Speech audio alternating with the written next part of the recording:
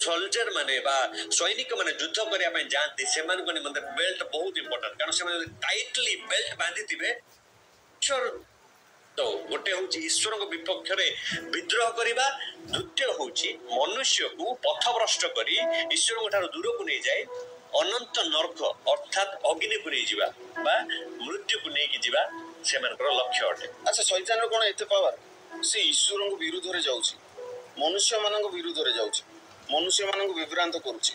ईश्वर तो बहुत पावरफुल ना सी कौन शैतान को हरै परिबेनी। देखो बर्तमान आप जो प्रश्नटी कर नितांत भाव में बहुत ही गुरुत्वपूर्ण प्रश्न अटे आउ ए विषय जानी नथिबा जो बहुत लोक मैंने आज भ्रांत भाव में पड़ी देखो आज अनेक लोक मैंने भावुं जे ईश्वर कौन शैतान को हरई पारु नाहांती किंतु मैं आपको कहवाक चाहूँगी जदि आप बाइबल को ठीक भाव में निरीक्षण करेंगे और बाइबल को ठीक भाव में पढ़े आप जानीपारे जे ईश्वर बा जीशु ख्रीस्ट शैतान को ऑलरेडी हरई सारी कारण शैतान रो सबुठ बड़ अस्त्र थिला पाप एवं मृत्यु कारण जितेबाला परमेश्वर आदम एवं हवा को एदन उद्यान रखिले से स्थान रे शैतान आसिकी सेमान को पाप रे पकेला आ से दिन ठारू पाप ए जगत मध्य राजत्व करी आसीथिला आ से दिन ठारू मृत्यु मध्य जगत को आसीला तो पाप एवं मृत्यु होची शैतान रो सबुठ बड़ अस्त्र आ जहार समाधान करने निमंते जीशु जगत को आसीथिले आ जतेबेले से क्रूस रे हत हेले से क्रूस रे हत हेबा द्वारा समग्र मानव जातिर पाप तांको ऊपर को चली गला आ से समस्त पाप ध्वंस हो गला क्रूस रे कारण बाइबल हमन को प्रकाश करे से आंभ मान को निमंते पाप स्वरूप हे क्रूस रे हत हेले अर्थात आमान को समस्त पाप तांको निकट को चली गला अर्थात से आमान को पाप रु मुक्त कर देले। द्वितीय विषय होची जीशु मृत्यु को हरे की उठिले अर्थात शैतान रो अस्त्र थिला मृत्यु से मृत्यु को से हरे की उठिले वर्तमान जीशु कहउछन तुमे जदि मते विश्वास करिवो तुमे मध्य मृत्यु को हरे की उठी परिवो। तो शैतान रो दीटा बड़ अस्त्र थिला गोटे होची पाप एवं मृत्यु से दुईटा को जीशु ख्रीस्ट ध्वंस करिछन कारण बाइबल एटा मध्ये प्रकाश करे विधि विधान रे आंभ मान को विपक्ष रे जो समस्त प्रकार अभियोग पत्र शैतान रो आम विपक्ष रे थिला से समस्त से क्रूस रे टंगी की ध्वंस कर दैछंती एवं विजय यात्रा करियछंती अर्थात शैतान को जीशु ख्रीस्ट ऑलरेडी हरै सारी अछंती आ ए समस्त विषय को लोक माने न जानि की भ्रांत होउछंती एवं शैतान रो चातुरी को जानि पारु नाहंती जो द्वारा शैतान सेमान को ठकी चलीची शैतान सेमान को भूल भाव में व्यवहार करुच्ची जीवन मध्य विभिन्न प्रकार समस्या मान से आणुअछि कारण से माने जानी ही ना जे शैतान रो किछि बळ नाही शैतान हारी जाइछि जो दिन से माने जानिबे जे यीशु ख्रीष्ट शैतान को हरै सारी अछंती सेतबे तांको जीवन अधिकार से माने पाई परिबे जो द्वारा से माने शैतान विपक्ष रे लढई करि परिबे आ शैतान को मध्य से माने हरै परिबे। अब आमे जदि देखिबा ईश्वर केबे मध्य मंद आत्मा एवं शैतान विपक्ष में युद्ध करते बरंच से मनुष्य को अधिकार देइछंती सेमान को विपक्ष में युद्ध करिबे निमंते कारण से समस्त विषय शैतान रो चूर्ण करि सारी किंतु वर्तमान शैतान जो आम मान विपक्ष में युद्ध करने चेष्टा करुच्ची से विपक्ष में युद्ध कर अधिकार परमेश्वर मनुष्य को देइछंती आ से मनुष्य जते से अधिकार को जानिबो बुझिबो से निजे शैतान को हरै पारिबो। अच्छा शैतान को मनुष्य हरै पारिबो बोली जो आपण कहिले ता किपरि संभव? निश्चित भाव में संभव। आज जदि आपण देखिबे अधिकांश लोक माने शैतान विपक्ष में निज शरीर द्वारा लड़िया ପାଇଁ चेष्टा करूछंती मने मने भाबुछंती जे मो पारे जो बल अछि से बल द्वारा मु शैतान को हरैबी मो आगु आसु तो शैतान को देखिबी अनेक लोक एमती भाबंती किंतु केबे मध्य माने निज शरीर द्वारा शैतान को हरै परिबा नाही कारण एफएसी पुस्तक 6 अध्याय 12 पद रे क्लियरली कहा जाय अछि आंभ मानकर युद्ध अर्थात मनुष्य मानकर युद्ध मर्त्य विरुद्ध रे नुह अर्थात मनुष्य मनुष्य भीतर युद्ध नुह प्रकृत युद्ध होची मनुष्यर मंद आत्मा मान विपक्ष में शैतान विपक्ष में अर्थात बाइबल क्लियरली कहूची आंभ मानकर युद्ध मर्त्य विरुद्ध नुह बरंच आधिपत्य विरुद्ध कर्तापण विरुद्ध एवं आकाश मंडल दुष्ट आत्मा मान विरुद्ध पुणी ये जगतपति अर्थात शैतान विपक्ष तो आंभ मान युद्ध शैतान विपक्ष किंतु से युद्ध गोटे शारीरिक युद्ध नुहे ताहा गोटे आत्मिक युद्ध कारण मंद आत्मा माने गोटे आत्मा अटंती शैतान गोटे स्पिरिट बीइंग अर्थात गोटे आत्मा से अटे तो आम मान को ए विषय जानिबार आवश्यक जे आमे जो युद्ध शैतान विपक्ष लड़िबा को चाहूछु ताहा आम माने शारीरिक भाव में लड़ी परिबा नहीं तो आम मान को आत्मा द्वारा से युद्ध को लड़िबा को पड़िबो अर्थात ईश्वर को आत्मा बा पवित्र आत्मा को द्वारा आमे माने से युद्ध को लड़ी परिबा सेति में आमन को कोन करबा दरकार ईश्वर को ठारू शक्ति को प्राप्त होगा दरकार जोटा कि एफएससी पुस्तक तार 6 अध्याय 10 पद रे लिखा जायछि शेष कथा है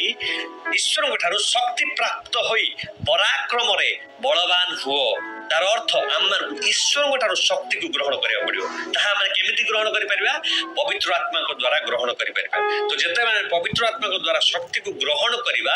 सेते बेले आम माने शैतान विपक्ष रे युद्ध करि परिबा आ गोटे विषय होची शैतान विपक्ष रे युद्ध करिबा निमंते बा मंद आत्मा मानक विपक्ष रे युद्ध करिबा निमंते परमेश्वर आम मान को विभिन्न प्रकार रो सज्जा देइछंती जोटा कि एफएससी पुस्तक 6 अध्याय रे ही आम माने देखि परिबा जो सज्जा कि दी भाग रे विभक्त गोटे होची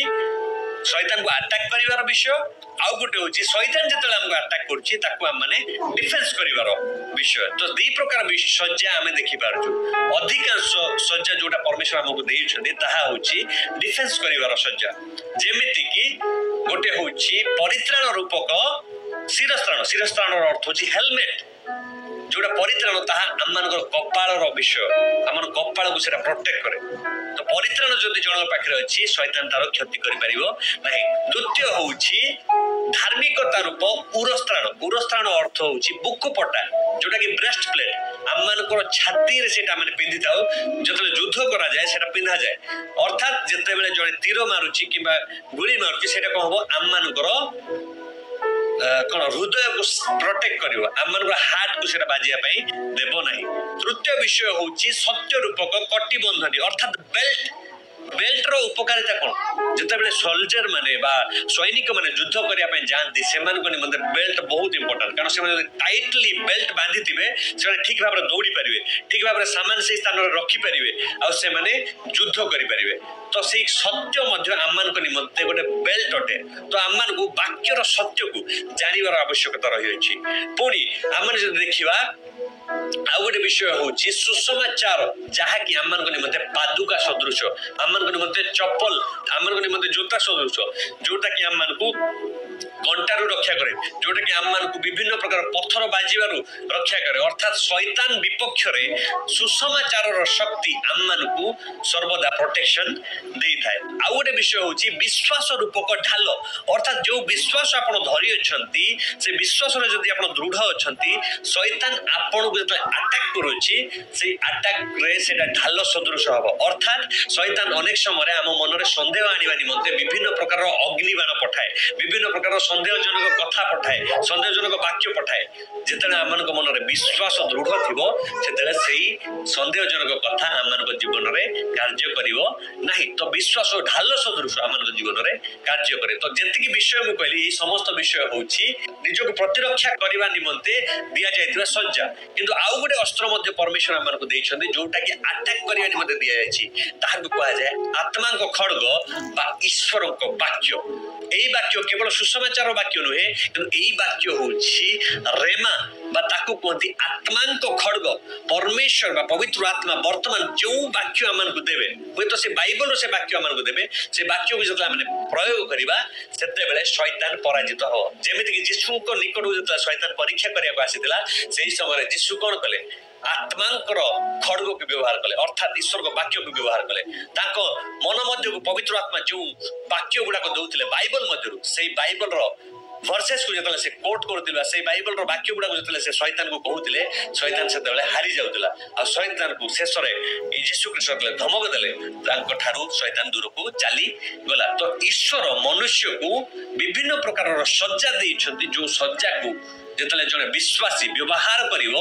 सेते बेले से शैतान को हरई पारिवो आ गुटे शेष अस्त्र होची ताहा होची प्रार्थना प्रार्थना मध्य गोटे बहुत बड़ अस्त्र तो बाइबल प्रकाश करछि से एफिसी पुस्तक रे सर्व प्रकार प्रार्थना रे सर्वदा प्रार्थना करो तो आम को प्रार्थना रो योद्धा हेबाक पड़िबो जेतला माने प्रार्थना रे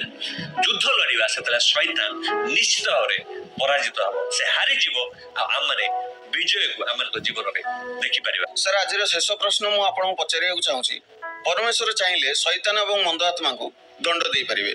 हेले से देउना काहेकि देखंतु सर जेमिति कि मु कहिली जीशु ख्रीष्ट ए पृथ्वी को आसिकी शैतान रो अस्त्र शस्त्र को छड़ेकी क्रूस रे ताको ध्वंस कर देइछंती तार सबुटु बड़ अस्त्र थिला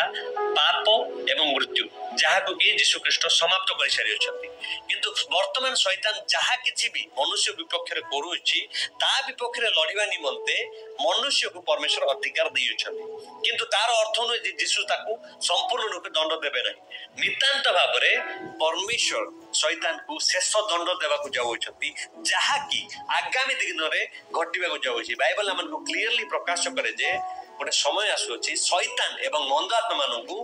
अनंत अग्नि एवं गंधकमय हृदय पका जीव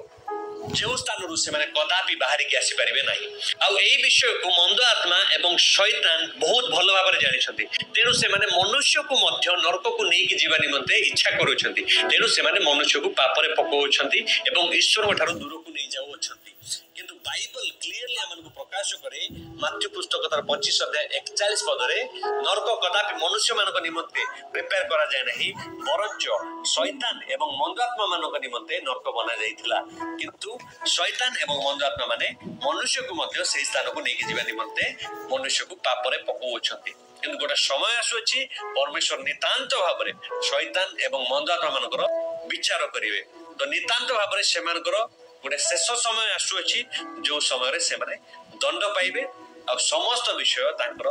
समाप्त हो जिवो। सर मु आपन विशेष धन्यवाद देउछि कारण मु जे प्रश्न गुडी नै आसीथिली आपन मु बहुत उत्तम भाबरे उत्तर पाइली आ मु आशा करू अछि कि आगामी दिन रे भी आपन मते आपन चैनल को आसिया पई सुजोग देबे।